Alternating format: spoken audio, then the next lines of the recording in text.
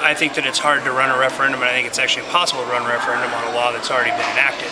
So by virtue of us passing the emergency clause and the governor signing it, it has now enacted that law. And therefore we foreclosed on the ability for the referendum process to go through to have a people's check on the legislative changes to what they voted on. And I think that the court has been pretty clear. We have 90 years of precedent that would state that that actually is not the way that you're supposed to do that.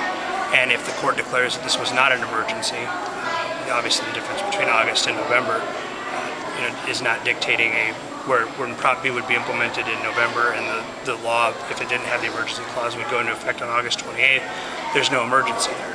So if there's no emergency there and we foreclosed on the rights of the folks trying to do the referendum, I think that there is, one, a violation of the Constitution in that regard, and I think the court probably overturned it. Do you suspect that was the intent of the emergency clause? I think it was pretty clear by some of the comments made on the floor that that was the intent. What do you think about the way the governor handled the dog breeding issue and brought forward this new plan late in the game? Well, I think that if we had a compromise that was brought forth early on, it would have been a much smoother process. It would have been much better. I think, the case being when people come to the table that you can never necessarily dictate timing on, but I think that it was as Senator Justice called it, a sloppy, slow process on how everything went.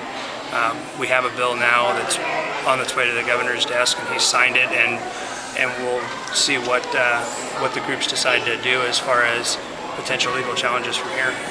Emergency clause being put in there was pretty damaging to the constitutional rights of folks in the state.